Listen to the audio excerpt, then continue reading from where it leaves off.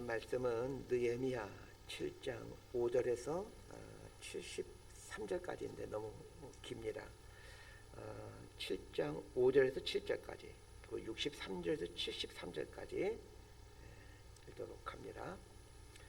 느헤미야 7장 5절부터 73절까지를 보는데 7장 5절부터 7절까지 그 63절에서 73절까지 가운데 부분 빼고 읽도록 합니다. 번갈아 가면서 있습니다. 제가 먼저 읽겠습니다. 내 하나님이 내 마음을 감동하사 귀족들과 민장들과 백성을 모아 그 계보대로 등록하게 하심으로 내가 처음으로 돌아온 자의 계보를 얻었는데 거기에 기록된 것을 보면 옛적에 바벨론 왕 느부갓네살에게 사로잡혀 갔던 자들 중에서 노임을 받고 예루살렘과 유다에 돌아와 각각 자기들의 성읍에 이른 자들 곧 스룹바벨과 예수아와 느헤미야와 아샤랴와 라마와 나하마니와 모르드게와 빌산과 미스베렉과 비그웨와 느흠과 바나와 함께 나온 이스라엘 백성의 명수가 이러하니라. 63절 제가 읽겠습니다. 제사장 중에는 호바야 자손과 학고스 자손과 바르실레 자손이니 바르실레는 길르앗 사람 바르실레의 딸 중에 하나로 아내를 삼고 바르실레 이름으로 불린 자라. 이 사람들은 계보 중에서 자기 이름을 찾아도 찾지 못하였으므로 그들을 부정하게 여겨 제사장의 직분을 행하지 못하게 하고 총독이 그들에게 명령하여 우림과 둠밈을 가진 제사장이 일어나기 전에는 지성물을 먹지 말라 하였느니라. 온 회중의 합계는 42,360명이요 그 외에 노비가 7,337명이요 그들에게 노래하는 남녀가 245명이 있었고 말이 736마리요 노새가 245마리요 낙타가 435마리요 나귀가 6,720마리였느니라.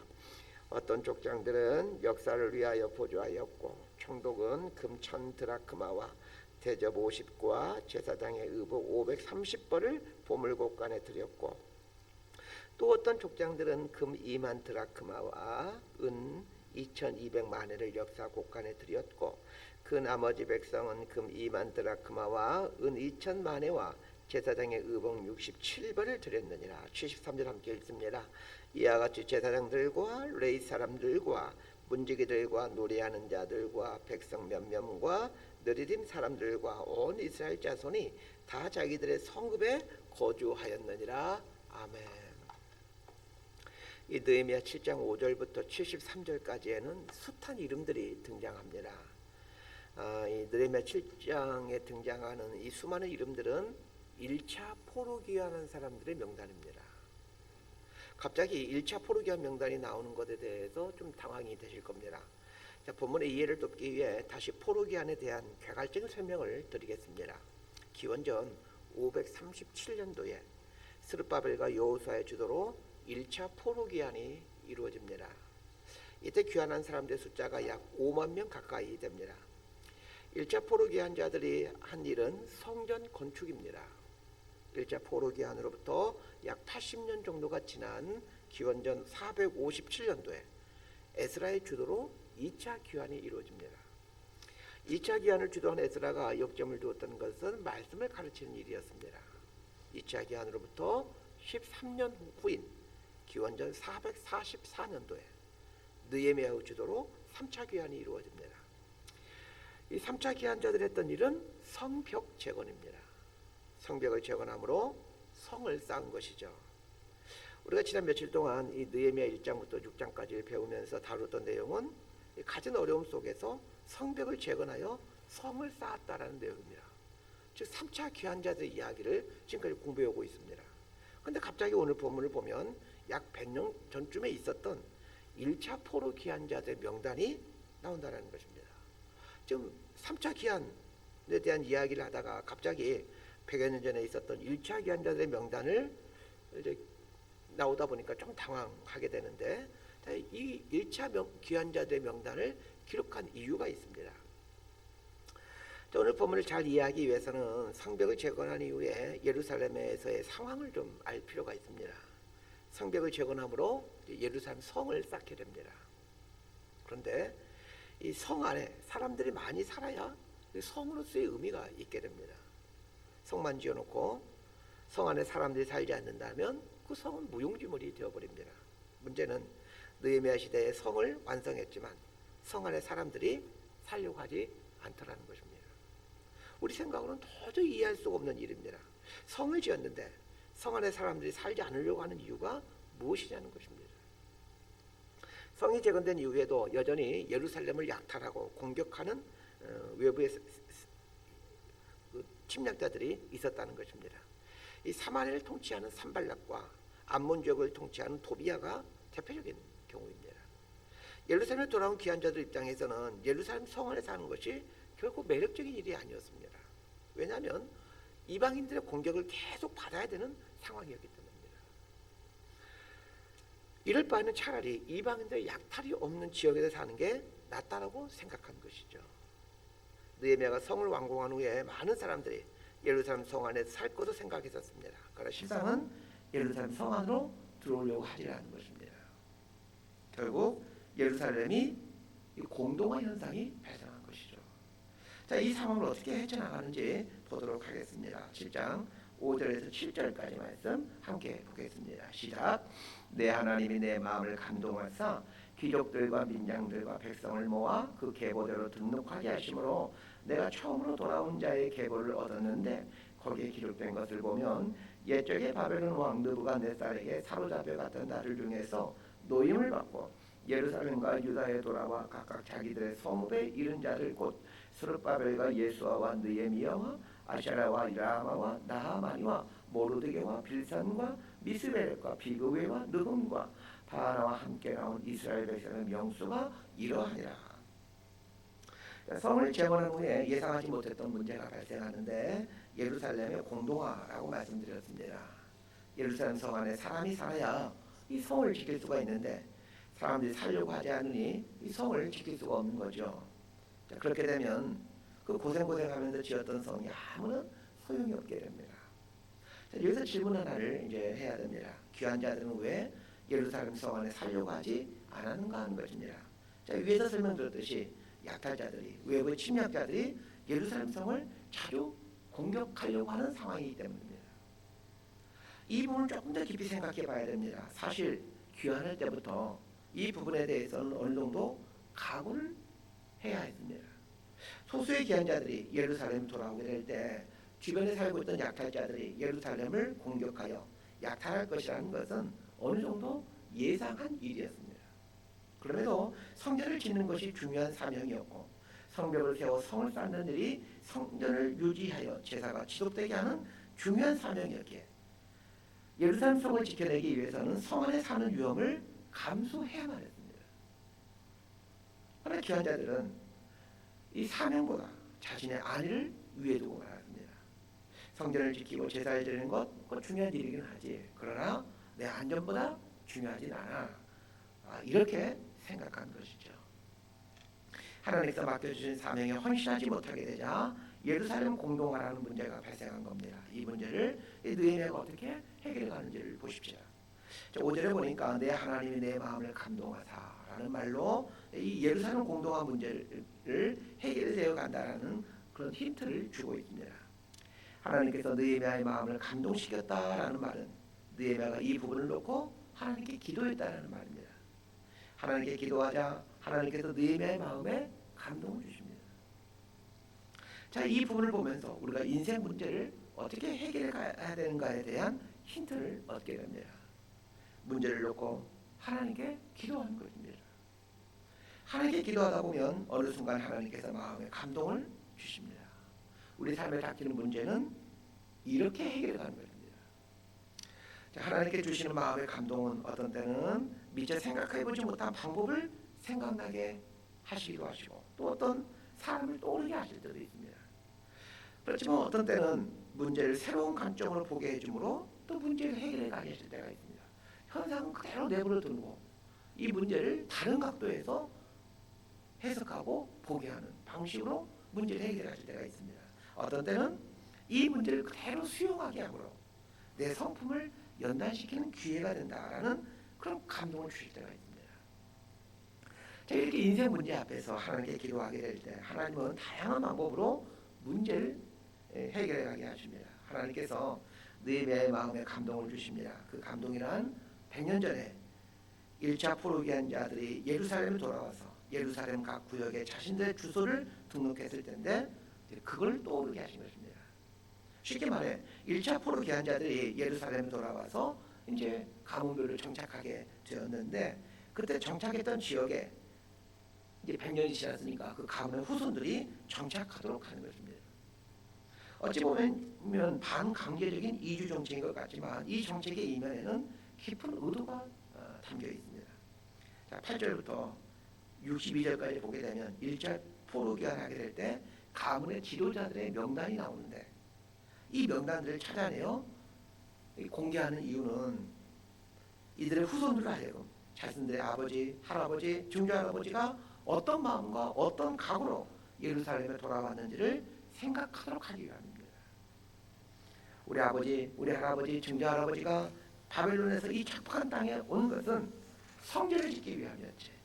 이 생각을 하게 하므로 그 지어진 성전을 지키는 일에 헌신해야 되겠다라는 이 마음을 품어가도록 하기 위해서 이 조상들의 명단을 1차 귀환자들의 명단을 공개하는 것입니다. 하나님께서 느헤미야의 마음에 감동을 주셔서 1차 포로 귀환자들의 명단을 찾아내 알리게 하므로 그 후손들이 다시 예루살렘 성 안으로 들어오게끔 하는 어떤 그런 동기부여를 하고 있는 거죠. 이렇게 해서 이 예루살렘 성을 지켜갈 수 있게 하십니다.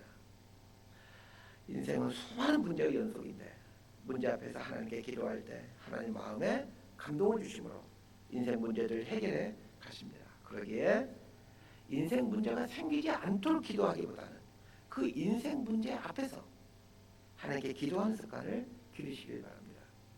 하나님께서 사람의 인생을 이렇게 디자인하신 것 같습니다. 문제가 없는 삶을 살도록 이 사람의 삶을 섭리해 가시는 게 아니라 그 문제 앞에서 하나님께 기도하게 하므로 하나님께 삶을 의탁하며 살도록 그 인생을 디자인하신 것 같습니다. 그러니 인생 문제 앞에서 불평하지 말고 그 인생 문제가 생기거든 하나님께 기도하여 하나님 주신 마음의 감동을 받고 이 감동으로 문제들을 해결해 갈 수 있게 되기를 바랍니다. 자, 이제 7장 63절부터 65절까지 말씀 함께 보도록 하겠습니다. 시작. 제사장 중에는 호바야 자손과 학고스 자손과 바르실레 자손이니 바르실레는 길앗 사람 바르실레의 딸 중에 하나로 아내를 삼고 바르실레의 이름으로 불린 자라. 이 사람들은 계보 중에서 자기 이름을 찾아도 찾지 못하였으므로 그들을 부정하게 여겨 제사장의 직분을 행하지 못하게 하고 총독이 그들에게 명령하여 우림과 둠밈을 가진 제사장이 일어나기 전에는 지성물을 먹지 말라 하였느니라. 자, 1차 포로 귀환자들의 명단을 말한 후에 이제 독특한 내용 하나를 추가하고 있습니다. 제사장에 대한 이야기입니다.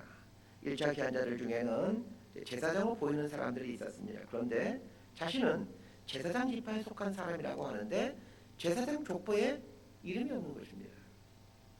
이게 무슨 말이냐면 그 1차 포로 귀환자들 중에 자기는 제사장이다 이렇게 주장하는데 제사장이 아닐 가능성이 높은 사람들이 있었다는 것입니다. 바벨론에서 오랜 식민생활을 하다 보니 당연히 성전이 없는 상황이었기에 제사장 가문은 흐지부지 되었을 것이고 그 바벨론으로 끌려간 제사장 가문이 성전이었기 때문에 거의 일반 제사장 직책을 하는 게 아니라 그냥 일반인들처럼 생업에 종사했겠죠. 그러니까 제사장 어떤 가문에 대해서 흐지부지 되어버린 것이죠. 또 고대 시대이다 보니 족보를 기록해놓는 것이 쉽지가 않았을 것입니다. 그래서 자신이 제사장 후손인지 제사장 후손이 아닌지 모른 채 귀환한 사람들이 있었던 것으로 보여집니다. 또한 제사장 후손이 아니었지만 어떤 그 믿음이 뜨거운 사람 믿음이 뜨거운 사람이 있었다면 그 사람은 이 제사장을 살고 싶은 마음에 내가 제사장 후손이다 이렇게 말하고 싶은 사람도 있었던 모양입니다. 중요한 것은 모세 시대부터 제사장 가문의 후손들만이 제사장 직분을 가질 수가 있었다는 겁니다. 이게 하나님 정하신 법칙입니다. 오늘 본문에 보면 자칭 제사장, 즉 족보에 없는 제사장이 생겨나게 되는데 자, 이 문제를 어떻게 해결해 가는지를 보십시오. 느헤미야는 이런 자칭 제사장에게는 성을 먹지 못하도록 금합니다. 그 제사장만이 성소 안에 있는 진설병을 먹을 수가 있는데 이 신분이 확실치 않은 제사장들에게는, 이 자칭 제사장들이죠, 이 사람들에게는 진설병을 먹지 못하게 하고 성소에도 들어가지 못하도록 합니다. 그리고는 우림과 둠밈을 통해 이 사람들이 진짜 제사장 가운데 속한 사람들인지 묻는 절차를 거칩니다. 자, 이 부분에 대해서는 이렇게 해석해 갔으면 좋겠습니다. 제사장은 구별된 삶을 살아야 된다라는 것입니다. 신약 시대가 되면서 모든 그리스도인은 제사장이 되죠. 너희는 택한 족속이요 왕 같은 제사장이라. 오늘 본문 앞에서 우리 그리스도인들은 자신의 제사장임을 기억하면서 이 구별된 삶을 살기를 결단했으면 합니다. 자, 67절에서 73절까지 말씀 함께 보도록 하겠습니다. 67절부터 읽겠습니다. 시작. 그 외에 노비가 7,337명이요 그들에게는 노래하는 남녀가 245명이 있었고 말이 736마리요 노새가 245마리요 낙타가 435마리요 나귀가 6,720마리였느니라. 어떤 족장들은 역사를 위하여 보조하였고 총독은 금 1,000드라크마와 대접 50과 제사장의 의복 530벌을 보물곡간에 드렸고 또 어떤 족장들은 금 2만 드라크마와 은 2,200만회를 역사곡간에 드렸고 그 나머지 백성은 금 2만 드라크마와 은 2,000만회와 제사장의 의복 67벌을 드렸느니라. 이와 같이 제사장들과 레위 사람들과 문지기들과 노래하는 자들과 백성 몇 명과 느리는 사람들과 온 이스라엘 자손이 다 자기들의 성읍에 거주하였느니라. 이 부분은 1차 귀한 자들이 드린 헌물에 대한 이야기입니다. 느헤미야는 100년 전 1차 귀한 자들이 드린 헌물을 이야기하므로 이 느헤미야 시대에 살고 있는 그 귀한 자들의 후손들에게 자신의 아버지, 할아버지, 증조할아버지가 하나님 앞에 얼마나 헌신된 삶을 살았는지를 상기시켜 주고 있습니다. 자, 오늘 본문을 어떻게 적용해야 될까 참 고민이 됩니다. 이렇게 적용해 봤으면 합니다. 요즘 많은 젊은 사람들이 신앙에서 떠나고 있습니다. 명목상으로는 자신의 종교를 기독교 이렇게 표기하지만 기독교에서 실제로 떠난 사람들 많습니다. 자, 이 분들은 부모님과 조부모님의 신앙과 헌신을 다시 생각해 봤으면 합니다. 부모님으로부터 신앙을 물려받았지만 신앙을 계승하지 못하고 있는 분들은 부모로부터 물려받은 신앙을 계승시켜야 될 책임이 있음을 알아 다시 신앙생활에 전진했으면 합니다. 우리들 중에는 또 이런 분들이 있을 수 있습니다. 과거에 뜨겁게 신앙생활 하던 때가 있었는데 지금 그렇게 하지 못하고 있다면 다시 예전의 믿음을 회복해가는 것입니다.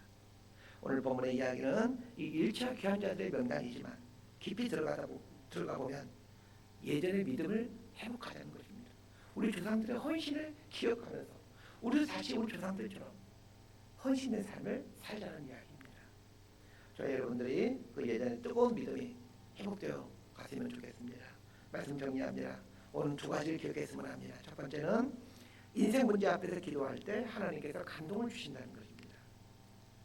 인생 문제가 생긴 것을 불평하지 말고 인생 문제 앞에서도 무릎 꿇지 아니하는 나의 믿음 없음을 탄식해야 됩니다. 하나님께 무릎 꿇으면 하나님 마음에 감동을 주심으로 또 문제를 해결하게 하십니다. 두 번째는 믿음의 회복입니다. 부모로부터 믿음을 물려받았다면 부모님이 가졌던 순수한 믿음을 회복할 수 있기를 바랍니다. 과거에 뜨겁게 신앙생활을 했지만 지금 그렇게 하지 못하고 있다면 다시 그 뜨거운 믿음을 회복하시길 바랍니다. 뜨겁게 신앙생활할 때 참 행복하지 않았습니까? 힘이 드는데도 그 힘들다는 생각 없이 기쁨이 충만하지 않았습니까? 다시금 믿음이 회복되어 이 기쁨을 충만한 삶을 살아가는 저희 여러분들 모두가 되기를 진심으로 소망하고 축복합니다. 기도하겠습니다. 하나님 아버지, 산다는 것은 문제의 연속임을 압니다. 문제가 생긴 것 때문에 불평하지 않게 하시고 이 생긴 문제 앞에서 하나님께 기도하는 습관을 만들어가게 하옵소서. 기도할 때마다 마음의 감동을 주심으로 문제를 해결하게 하시는 이 하나님의 깊은 섭리를 찬양합니다. 다시금 믿음이 회복되어 가기를 위해서 기도합니다. 하나님을 향한 열정이 회복되어 가기를 원합니다. 그래야 기쁨이 충만한 삶을 살게 하여 주옵소서. 예수님 이름으로 기도드리옵나이다. 아멘.